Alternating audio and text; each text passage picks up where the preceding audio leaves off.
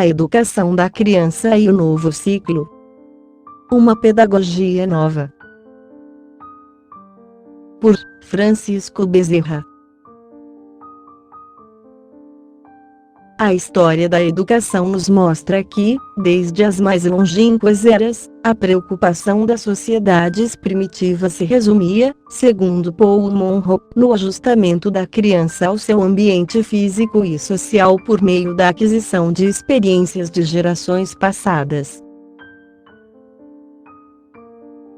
O processo educacional se efetua por intermédio da imitação inconsciente, ou a lógica, dos costumes e usos adotados por uma tribo para a obtenção de abrigo, de alimentos e de indumentária, incluindo-se, necessariamente, o aprendizado bélico e o da confecção de utensílios domésticos.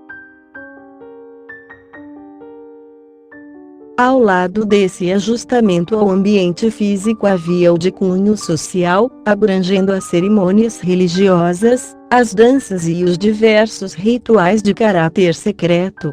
O conceito educacional moderno, ligado ao mecanismo da aprendizagem, não difere, em sua essência, do modo pelo qual os antigos grupamentos humanos ministravam o ensino. Educar consiste, hoje em dia, em provocar uma transformação na conduta do indivíduo, a qual tem por objetivo ajustar a criatura ao grupo social a que pertença. Desse modo, tanto primitiva como modernamente, a educação se fundamenta na aprendizagem, que nada mais é do que o processo ou a maneira pela qual o selvagem e o civilizado adquirem novas formas de conduta e novos estados de consciência, assimilando a experiência e a cultura de determinada camada social. No conceito educacional de Aristóteles também está implícita a aprendizagem. O verdadeiro fim da educação consiste em alcançar a felicidade através da virtude feita, aprendendo coisas e contraindo hábitos. O aprender coisas e contrair hábitos é o que se considera, na atualidade, como aprendizagem, estando ela subordinada a dois valores, o positivo e o negativo. A educação, contudo, somente se processará quando a aprendizagem possuir valor positivo.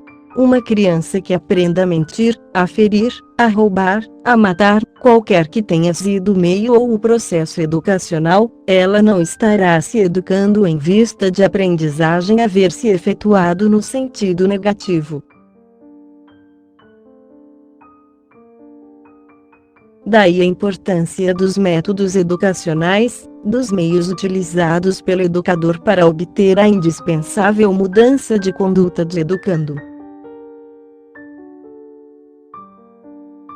Tanto o Estado, como a família, a religião, o meio social, os pais, e, até mesmo, a imprensa falada e escrita, podem exercer o papel de educador.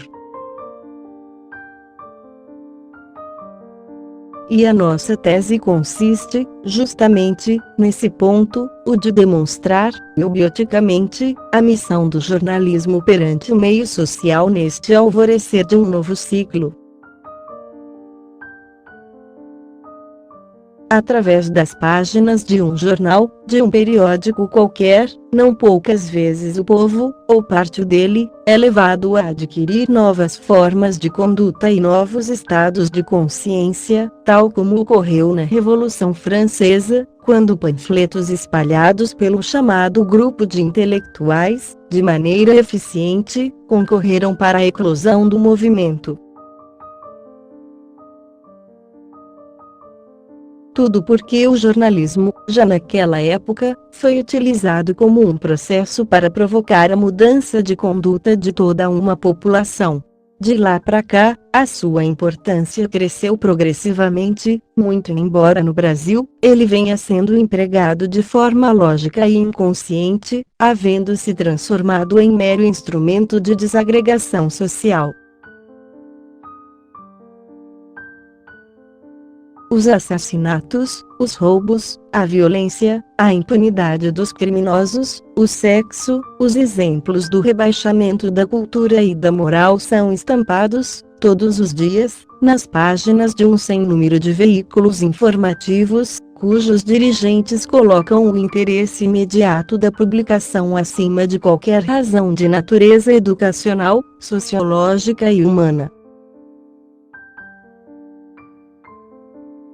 E a juventude, atraída pela leitura fácil das histórias que giram em torno de temas como os que citamos acima, tendo, ainda, nas histórias em quadrinhos um dos fatores da propagação da preguiça mental, termina com o correr dos anos, por se viciar mentalmente.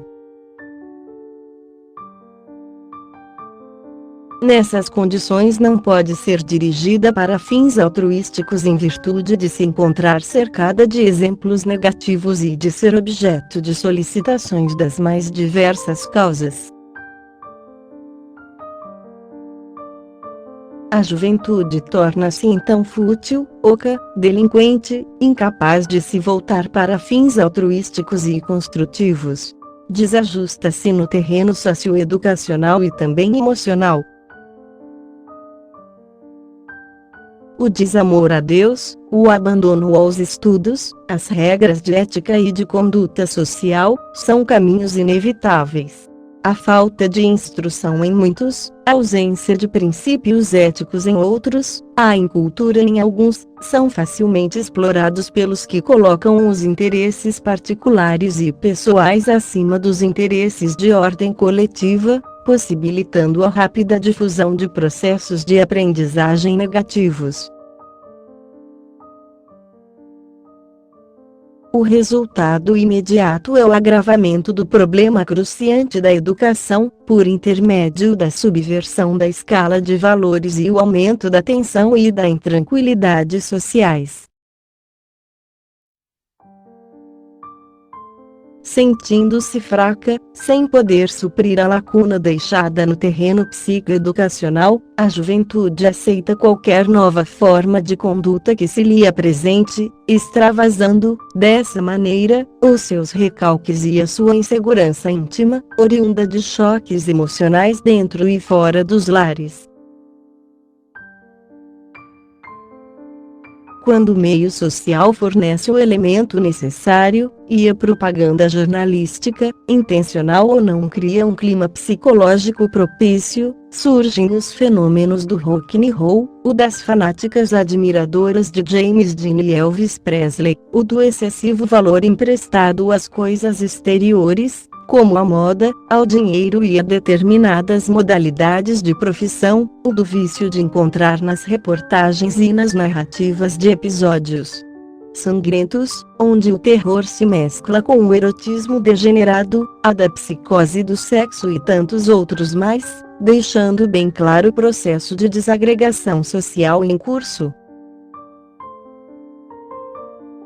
É nesse panorama conturbado e caótico que a nova pedagogia deverá procurar salvar aqueles que, por sua pouca idade e experiência, estão sujeitos a serem presos pelas tenazes do artificialismo e da descrença. Mais do que nunca o ideal da nova pedagogia se enquadra na conceituação de Rousseau, pois a arte de criar crianças e formar homens terá que substituir os processos carcomidos da estruturação odierna, a fim de salvaguardar as sementes do porvir da maléfica influência de paradigmas sociais corruptos e denegridos. Em virtude do seu baixo custo, da sua maior penetração nos lares, não resta dúvida de que a imprensa, como um processo ou meio educacional, tem uma grande e árdua missão a cumprir. Jamais se poderá permitir que os seus objetivos elevados e altruísticos sejam desvirtuados e conspurcados pelo emprego de modalidades fundamentadas, na maioria das vezes, no empirismo e na venalidade. caberá a ela, sobretudo, orientar ao mesmo tempo, em que educa, instruir enquanto entretém, evitando o sensacionalismo barato e condenável, a heroização de criminosos, a inversão de valores, a exploração da ignorância das massas, o comercialismo e a falta de sinceridade de propósitos, porquanto o seu papel deve pairar acima de ideologias e de credos, de ódios e de vinditas pessoais, da política e de interesses mesquinhos. A sua missão é educar.